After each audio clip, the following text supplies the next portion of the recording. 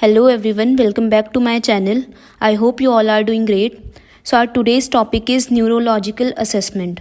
Neurological assessment में हम आज क्या डिस्कस करेंगे कि जितनी भी हमारी न्यूरोलॉजिकल केसेस होते हैं, कंडीशंस होती हैं न्यूरो से रिलेटेड, उसका पेशेंट में हम कैसे असेसमेंट करेंगे कि उस डिज़ीज़ को हम कैसे डायग्नोस करेंगे, उसको असेस कैसे करेंगे. सो assessment is very very important and it plays a very crucial part in the patient treatment. Because अगर हमारा असेसमेंट अच्छे से नहीं होगा सो हम डायग्नोस अच्छे से नहीं कर पाएंगे किसी भी कंडीशन को, जब हमने असेसमेंट ही अच्छे से नहीं किया. अगर हमारा जो डायग्नोस है वही इनकरेक्ट होगा तो हम ट्रीटमेंट भी इनकरेक्ट ही देंगे एंड देन एट लास्ट हमारी जो रिकवरी है वो पॉसिबल नहीं हो सकती. सो एक proper assessment, point wise assess करना पेशेंट को हर एस्पेक्ट ऑफ द कंडीशन पे, वो हमारा बहुत इम्पॉर्टेंट पॉइंट होता है असेसमेंट में. सो सबसे पहले असेसमेंट में एज़ यू ऑल नो कि सबसे पहले हमारा सब्जेक्टिव डेटा होता है कि जो हम सब्जेक्ट से ले रहे हैं. सब्जेक्ट मीन्स हमारा जो पेशेंट है उससे जो हम इंफॉर्मेशन ग्रैस्प करेंगे, लाइक उसके पर्सनल डेटा हो गया, नेम, एज, जितना भी हमारा डेमोग्राफिक डेटा होता है वो सब आपने ऑर्थोपेडिक असेसमेंट में भी पढ़ा होगा. नेम हो गया, एज, क्योंकि बहुत सारी कंडीशंस होती हैं जो एज रिलेटेड होती हैं, लाइक पार्किंसंस जो डीजनरेटिव डिजीज़ होती हैं, जेंडर जो मेनली हमारे मेल्स या फीमेल्स में कॉमनली होते हैं. तो इससे हमें एक आइडिया लग जाता है कि जो भी हमारी डिजीज़ है उसका समवॉट हम उसका आइडिया लगा सकते हैं कि ये हमारे सिम्टम्स हैं एंड इस एज ग्रुप में ज़्यादा हो रहा है तो वो मेन हमारा डिजीज़ हो सकती है. तो काइंड ऑफ हम एक आइडिया लगा सकते हैं. सो इसी में आगे हम उसके ऑक्यूपेशन वगैरह दे सकते हैं कि उसके रिस्क फैक्टर्स जो मेन हमारे डिज़ीज़ को प्री डिस्पोज कर रहे हैं. बहुत सारे रिस्क फैक्टर्स होते हैं जो ऑक्यूपेशन से रिलेटेड होते हैं, वो सारी चीज़ें हम देखते हैं. चीफ कंप्लेंट्स देखते हैं, पेशेंट की हिस्ट्री लेते हैं, सारा past medical history, present history, और उसका पेन असेसमेंट हम करते हैं. ये सारा हम सब्जेक्टिव डाटा में करेंगे. आज हम इसको ब्रॉडली डिस्कशन नहीं कर रहे क्योंकि ये सब बेसिक चीज़ें हैं, या I think you all should know. Next चीज़ हम ऑब्जेक्टिव डेटा लेते हैं. उसमें हम पेशेंट का बिल्ट देखते हैं कि एक्टोमॉर्फिक है, मीजोमॉर्फिक है, एंडोमॉर्फिक है, मीन्स थिन है, ओबीज है, या फिर उसका बिल्ट जो है मस्कुलर बिल्ट अच्छा है. एटीट्यूड देखते हैं लिम्स का कि फ्लैसिड है, फ्लेक्स्ड पोजीशन में है, लिम्स हमारी किस पोजीशन में है, बेसिक वो सारी चीज़ें. मसल्स की वेस्टिंग, मसल टोन, और ऑब्जर्व करेंगे उसको. टॉपिकल चेंजेस अगर स्किन में हमें कुछ देखने को मिल रहा है तो वो सारी चीज़ें हमारी आ जाती हैं ऑब्जेक्टिव असेसमेंट में. जो मेन हमारा CNS एग्जामिनेशन का पार्ट है और जो हम न्यूरोलॉजिकल असेसमेंट जिस पे मेन हमारा वर्क करता है वो होते हैं हमारे 5 पॉइंट्स ऑफ CNS एग्जामिनेशंस, जिसको आज हम मेन डिस्कस करेंगे. इसी 5 पॉइंट्स पे हमारा पूरा का पूरा जो न्यूरोलॉजिकल असेसमेंट होता है वो बेस करता है. सबसे पहला इसमें क्या होता है, CNS एग्जामिनेशन में 5 पॉइंट्स हमारे होते हैं. First, higher mental functions. Higher mental functions are basic the functions which are taking place higher up to the cortex, in the cortex और सेरिब्रम. वो जहाँ भी हमारे जितने भी फंक्शंस जो ऊपर हमारे हायर कॉर्टिकल फंक्शंस हो रहे हैं उन्हें हम बोलते हैं higher mental functions. Second is cranial nerve examination, जो हमारी क्रेनियल नर्व्स होती हैं उनका एग्जामिनेशन. थर्ड, मोटर सिस्टम, हमारे मसल्स से रिलेटेड जितना भी हमारी muscle tone, muscle power, strength, ये सारी चीज़ें हम मोटर सिस्टम एग्जामिनेशन में चेक करेंगे. सेंसरी सिस्टम एग्जामिनेशन, सेंसेस हमारी जो हैं superficial, deep, combined cortical sensation, ये सारी चीज़ें हम एग्जामिन करेंगे. एंड नेक्स्ट लास्ट हमारा है cerebellar system and gait assessment, जो हमारा सेरिबेलम जो हमारा मेन बैलेंस और कोऑर्डिनेशन के लिए रिस्पॉन्सिबल होता है उसका गेट असेस करेंगे. सो हम 1 बाय 1 इसको डीपली अच्छे से डिस्कस करेंगे. तो सबसे पहले हमारा आ जाता है हायर मेंटल फंक्शंस. जैसे मैंने अभी बताया, higher mental functions are the functions which are taking place up in the higher cortex. So इसमें हम सबसे पहले क्या करेंगे, हायर मेंटल फंक्शंस को एसेस करने के लिए सबसे पहले पेशेंट को ऑब्जर्व करेंगे. जस्ट हमें कुछ नहीं करना है, विदाउट एनी टचिंग और समथिंग. हम जस्ट पेशेंट को ऑब्जर्व करेंगे, उसका बिहेवियर देखेंगे, एजिटेटेड तो नहीं है, कंफ्यूज तो नहीं है, कैसा है, मूड उसका कैसा है.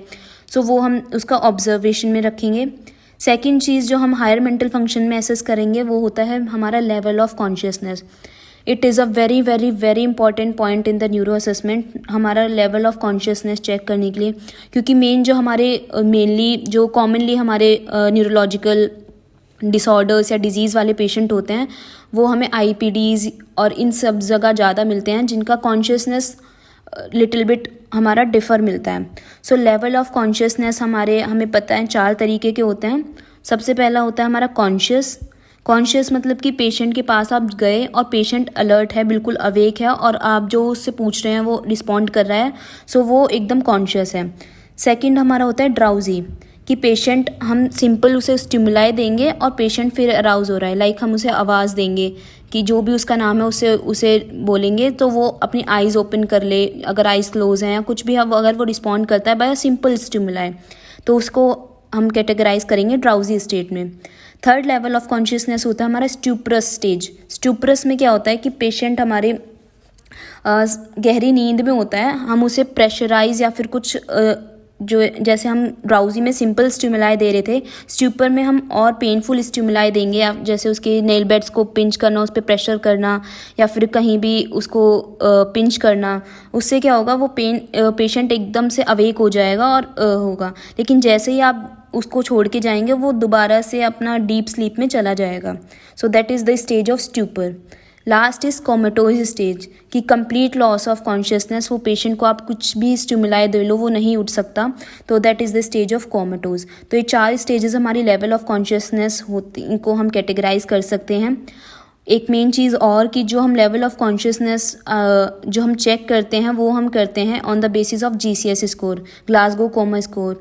आई think you must know the GCS scales, जिसमें हमारे पैरामीटर्स होते हैं EVM, eye verbal response and muscle response. तो वो सारी चीज़ें हम थर्ड चीज़ देखेंगे हायर मेंटल फंक्शंस में, वो है ओरिएंटेशन, कि पेशेंट कितना ओरिएंटेड है, इन्वायरमेंट से कितना ओरिएंटेड है। लाइक उसमें हम 3 चीज़ें जो मेन है वो देखेंगे, टाइम, प्लेस और पर्सन, कि वो टाइम से ओरिएंटेड है कि नहीं, उसे टाइम का पता है कि नहीं। इसमें हम अगर पेशेंट एजुकेटेड है तो उससे अप्रॉक्स टाइम पूछेंगे कि इस समय आपके हिसाब से लगभग कितना टाइम हो रहा होगा। सो इस टाइप का हम क्वेश्चन उससे पूछ सकते हैं। अगर वो बच्चा है या फिर नॉन एजुकेटेड पर्सन है तो उससे हम सिंपली डे और नाइट का पूछ सकते हैं कि अभी दिन हो रहा है या फिर रात हो रही है। सो ऐसे सिंपल क्वेश्चंस लेके हम उसको टाइम का ओरिएंटेशन चेक कर सकते हैं। सेकेंड हमारा आता है ओरिएंटेशन में ही प्लेस में क्या है, हम उससे पूछेंगे कि आप कहाँ पे हैं। पेशेंट मस्ट भी हमारे हॉस्पिटल में या फिर क्लिनिक में होगा, सो जस्ट हम उससे पूछेंगे कि आप इस वक्त कहाँ पे हैं, सो उससे हमें प्लेस का पता लग जाएगा। थर्ड इज़ पर्सन हम किसी भी पर्सन जैसे जो उसका नोन होगा जो भी या फिर उसका साथ आया होगा, हम उसके लिए पूछ सकते हैं हु इज़ विद यू। सो ऐसे करके हम उसका पर्सन का ओरिएंटेशन पूछ सकते हैं, वो कितना वेल ओरिएंटेड है। फोर्थ हमारा जो हायर मेंटल फंक्शन में आता है वो होता है attention. It is a very very important again, because इसमें हमें पेशेंट का अटेंशन चेक करना है कि वो कितना अटेंटिव है, उसके अटेंशन लेवल क्या है। उसके लिए हम एक टेस्ट यूज़ करते हैं जिसे हम कहते हैं टैप A5 टेस्ट। मतलब डॉक्टर बोलेगा उसके, क्योंकि जब भी मैं थ्रू आउट आवर कन्वर्सेशन मैं 5 बोलूँगा तो आपको टैप करना है अपने पाम पे या फिर अपने डॉर्सल एक्सपेक्ट ऑफ हैंड पे आपको टैप करना है। तो कभी भी पेशेंट जैसे नॉर्मली डॉक्टर जो है उनका कन्वर्सेशन चल रहा है, डिस्कशन हो रहा है केस से रिलेटेड, तो कभी भी जैसे ही डॉक्टर 5 बोलेगा तो पेशेंट एकदम से टैप करेगा, उससे उसका अटेंटिवनेस पता चल जाएगा कि वो कितना अटेंटिव है या नहीं। सो ये हो गया हमारा अटेंशन। नेक्स्ट है हमारा लैंग्वेज में हम क्या देखते हैं, स्पॉन्टेनिटी, कि पेशेंट कितना स्पॉन्टेनियस है, वो बोल पा रहा है कि नहीं, बोल भी रहा है तो कैसा बोल रहा है, वो कॉम्प्रिहेंसिव है, फ्लुएंट है या कैसा है। तो लैंग्वेज में हमारा स्पॉन्टेनिटी में हम देखेंगे, सबसे पहले स्पॉन्टेनिटी में 3 चीज़ें आती हैं, spontaneous, Broca's aphasia and Wernicke's aphasia. Spontaneous तो as you know patient is able to speak, मतलब जो भी हम उससे पूछ रहे हैं वो वेल स्पॉन्टेनियसली आंसर कर रहा है, रिस्पॉन्ड कर रहा है। Second is Broca's aphasia. इसमें क्या होता है, हमें पता है कि हमारा जो सेरिबेलर कॉर्टेक्स होता है उसमें एरिया नंबर 44 एंड 45 हमारा ब्रोकाज एरिया होता है। सो वो हमारा क्या होता है, स्पीच के लिए रिस्पॉन्सिबल होता है। तो पेशेंट इसमें बोलना तो चाहेगा बट वो बोल नहीं पाएगा, उसकी जो मोटर स्पीच है वो अफेक्टेड होगी। सो ब्रोकाज एफेजिया में क्या है कि पेशेंट को समझ आ रहा है, वो कॉम्प्रिहेंड कर रहा है सारी चीज़ें अपने माइंड में, लेकिन वो बोल नहीं पा रहा है। Third is Wernicke's aphasia. Wernicke's aphasia just हमारा ब्रोकाज एफेजिया का ऑपोजिट होता है।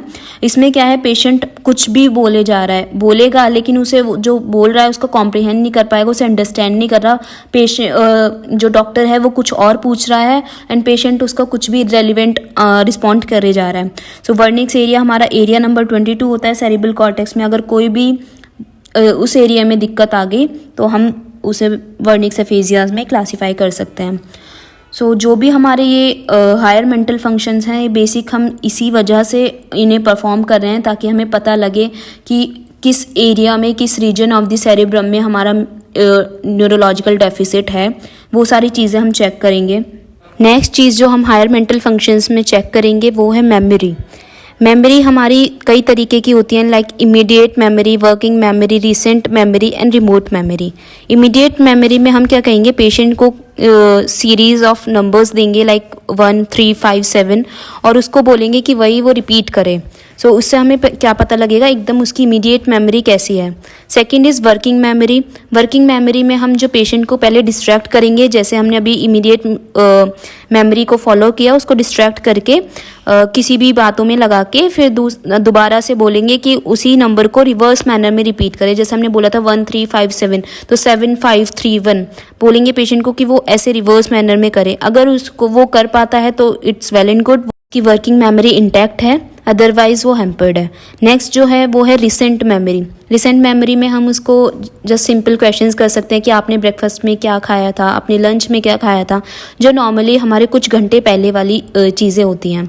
Last is remote memory. Remote memory में कि हम उसे डेट ऑफ बर्थ पूछ सकते हैं, उसकी एनिवर्सरी डेट पूछ सकते हैं, या फिर हमें इंडिपेंडेंस कब मिली थी, जो मेन हमारे जो डेट्स होते हैं, ईयर्स होते हैं, वो सारी चीज़ें हम रिमोट मेमोरी में पूछ सकते हैं। लास्ट जो हम हायर मेंटल फंक्शंस में देखेंगे वो होते हैं रीडिंग एंड राइटिंग।